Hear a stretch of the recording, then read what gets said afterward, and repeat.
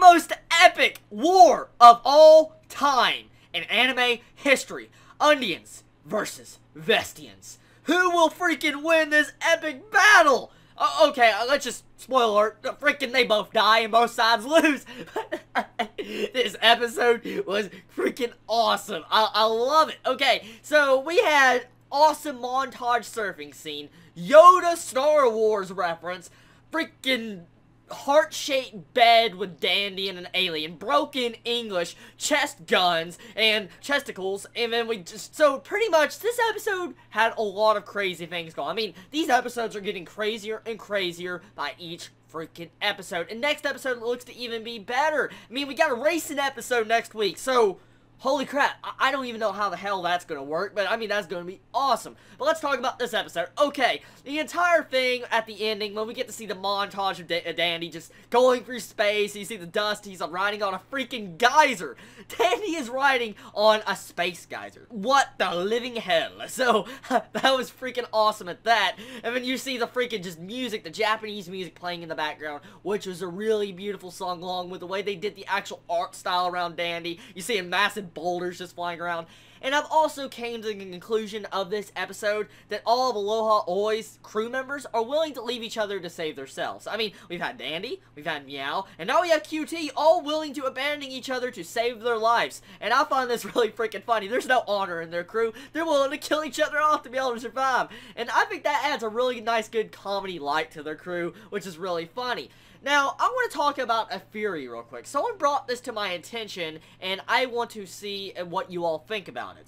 People are saying that since we're seeing awkward situations that are constantly Dandy dying, almost like at the first episode, the second episode, third episode, we always see either a character dying or something bad happening. And for some reason, next episode, they don't even go into that or explain how they managed to survive, but they go into an entirely different story. I have an actual theory on this, and someone else brought it up. For instance, what would it be if Dandy was going into different dimensions? I mean, we have Dr. Gel and this, like, big freaking military, government hunting down Dandy. But why is Dandy so important, okay? Now, we see Dandy, so far what we've seen Dandy, he doesn't seem to be nothing special. I mean, he has crappy aim with his ray gun. I mean, he dies, doesn't think plans through, and he's just, yeah, he's always in wacky situations.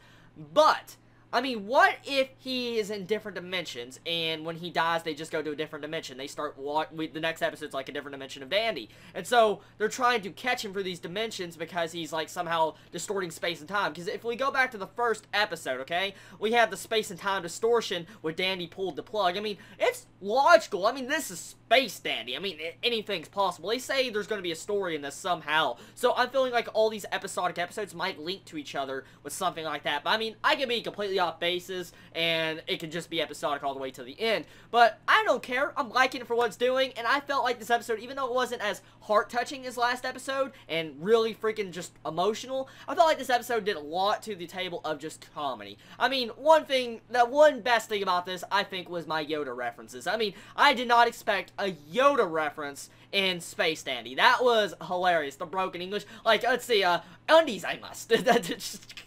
And then the entire scene when freaking Dandy is laying on the heart-shaped bed, and the alien's like, oh, there's nothing wrong with laying on a heart-shaped bed with me. Just the way he worded it, I didn't say it properly, but the way he worded it was hilarious. And the entire way they made the freaking just atmosphere of that scene was just, wow, it's pretty fucked up. I'm gonna be honest with you.